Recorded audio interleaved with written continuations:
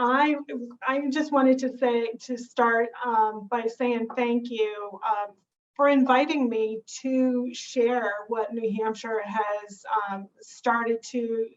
has been rolling out, and really to share how we have chosen to support our practitioners throughout the state of New Hampshire. And we thought it would be really nice to share some building, how we've begun to build and support our practitioners with developing personalized professional development plans.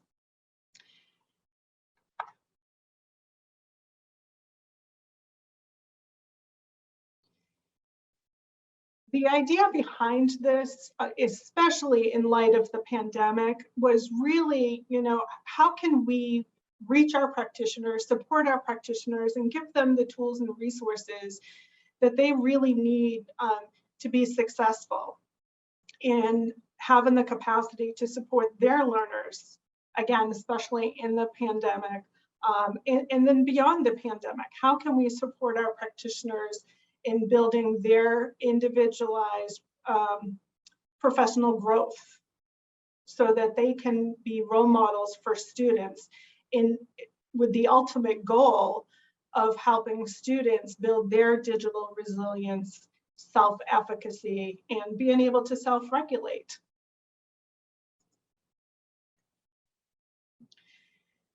Before I get into sharing the actual personalized professional development plans and self-assessment, digital literacy self-assessment plans, I wanted to set the stage a little bit and show that as practitioners and educators, we are all, in essence, we are collaborators. I recently went through the International Standards of Technology and Education training, so ISTE standards, and they really emphasized and highlighted practitioners as collaborators. We learn with our colleagues, we also learn with our students.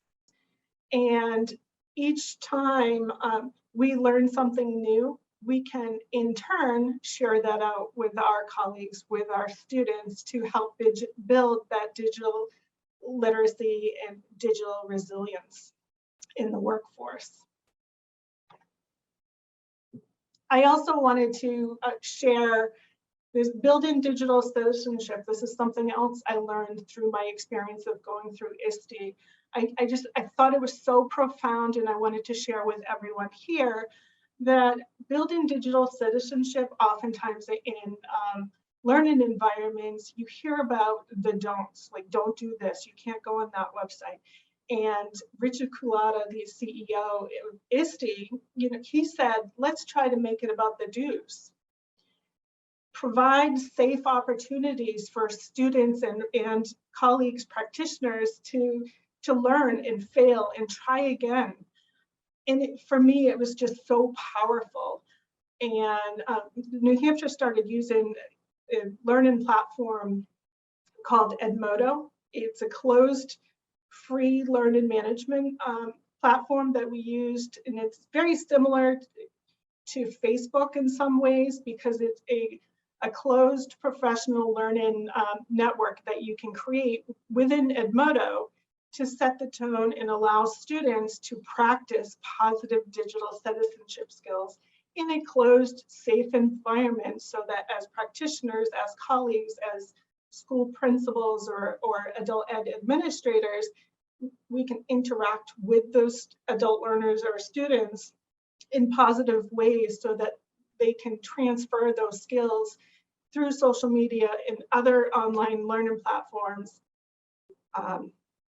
by building slow and small before going out.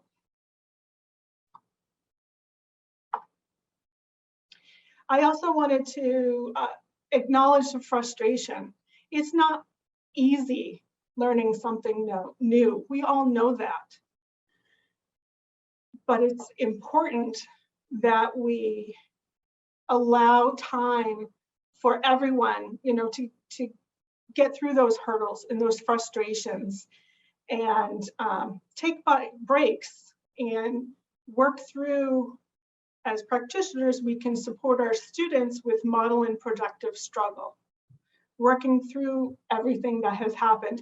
I was sharing earlier today that we had technological issues this morning, for another training session, and we worked through it together with the audience, the students, everyone. So it was a beautiful learning experience. And later today, I will be writing through my reflections how everything transpired and how we overcame that, and what the audience learned as a result of watching the struggles that had occurred throughout that technological challenge that had occurred.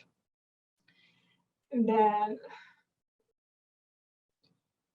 final piece before jumping into really the personalized professional development plans is I wanted to just to remind everyone to take it slow and to recognize and know that you don't have to be a master before you introduce a new piece of technology, but you should at least know or have a basic understanding of what the tool is, what it's supposed to do, how you wanted to use it, and in the particular learning environment.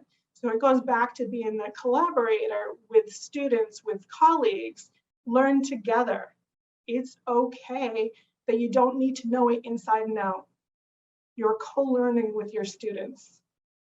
And then we have created, internally, we've created it's probably maybe 2.5-page tool where to help practitioners who may not be comfortable with integrating ed tech or digital literacy skills into their learning environments. So we created a short tool that helps practitioners to really think about what they want tools to do, what they need things to do, and then pick the ed tech tool based on what they need and how it can be incorporated into the learning environment, as opposed to taking something like, I'll just make up Canvas, and just like, how am I going to add that to my curricula that's already built out for the year?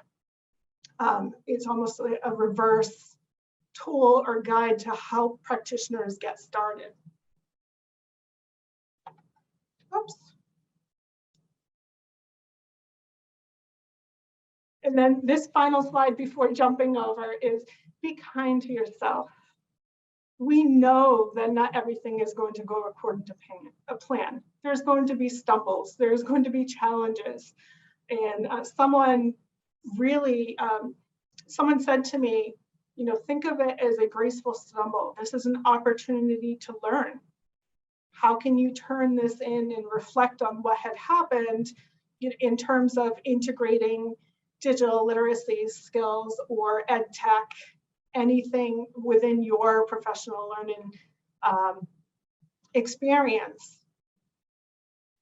When you go through the reflection and ruminate on what worked, what do you want to try different next time? It's very important that we use reflection in order to learn so that we can grow.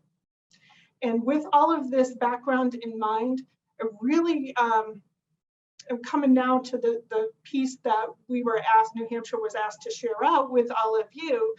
We started with digital literacy as assessment, self-assessment for educators. And this link will definitely be shared with you all.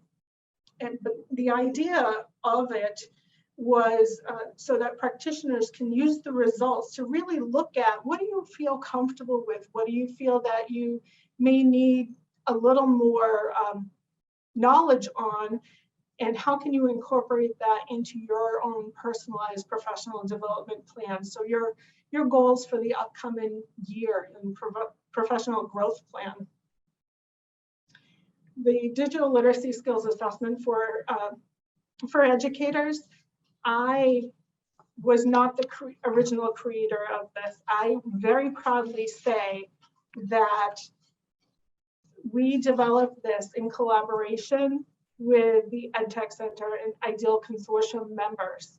As an ideal state, New Hampshire was able to work with other Ideal Consortium members and to share out resources. This is one such wonderful resource.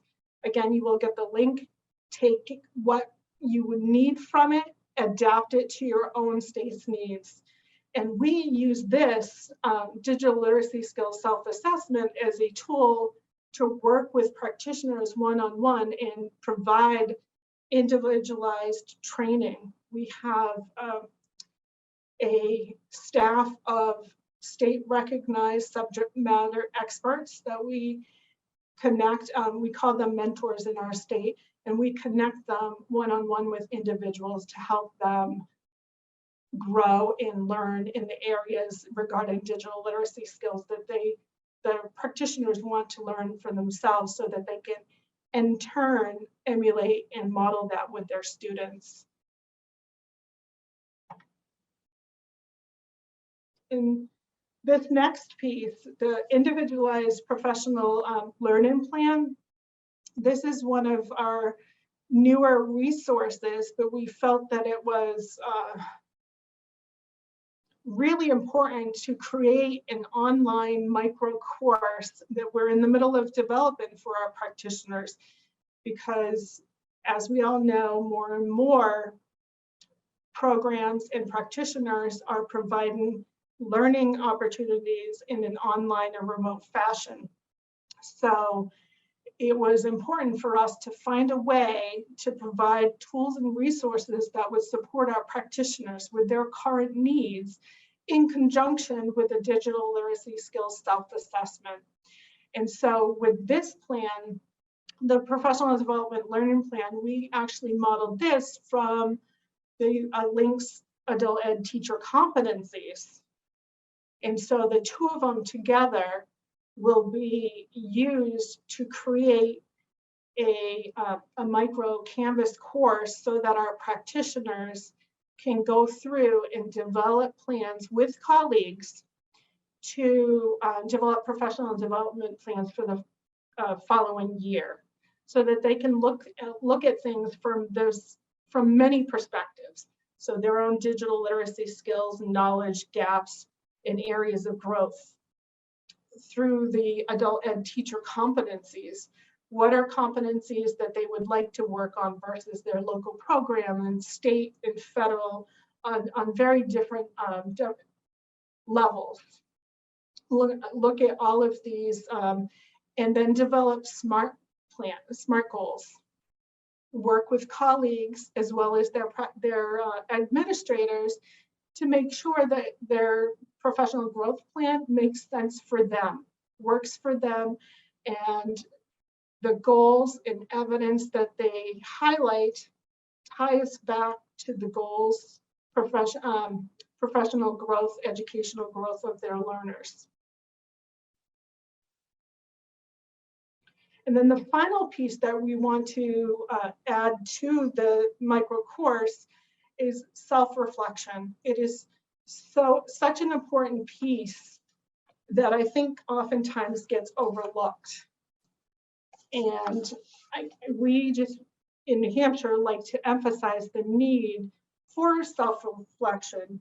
We really need self-reflection ourselves as administrators, as practitioners. Everyone needs it for self-growth. And it takes commitment and time to maintain this consistency, but with willingness and intention to make it happen, to help yourself grow as a professional.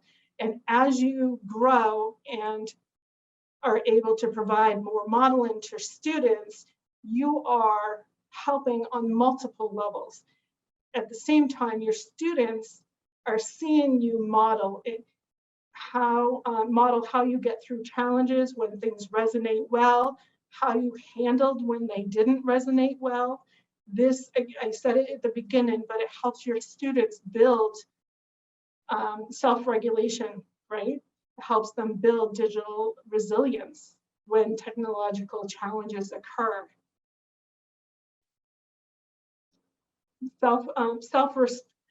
Self-reflection,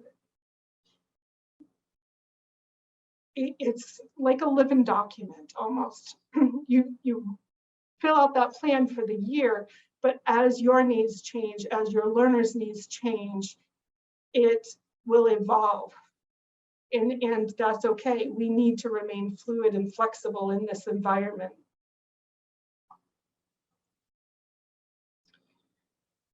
And then finally, putting it all together, taking goals that are practitioners that you set for yourself, your own professional growth, your digital literacy skills, monitoring and managing student learning, performance through data, planning high quality instruction, all of those pieces, putting them together in your professional growth development plan will help guide you as a practitioner moving forward in the following year. And it also gives you a baseline of where you've started and where are you going, where are your hopes, where are your areas of need and growth that you want to get through. And perhaps you've chosen one or two ed tech or digital literacy skills to hone in on for yourself, that as you go through those SMART goals and check off those pieces as completed, your own self-worth and growth as a practitioner is only going to help and support your students. I've mentioned before, use reflection, to assess and evaluate and adjust your individualized professional development plan. And then finally, I really wanted to emphasize the need to join a professional learning network. I didn't really say too much earlier about it, but professional learning networks are a wonderful tool. And this is something that we plan on integrating into our micro campus course, is to encourage our practitioners to join professional learning networks.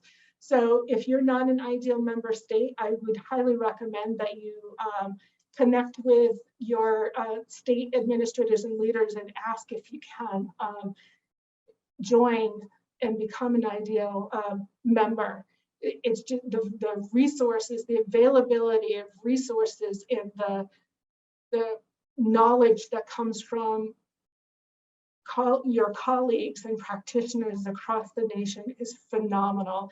I've learned so much from them, and I continue to learn every day. And it's one of the reasons why I love being in adult education and sharing what I've learned and how I've grown as a practitioner with others.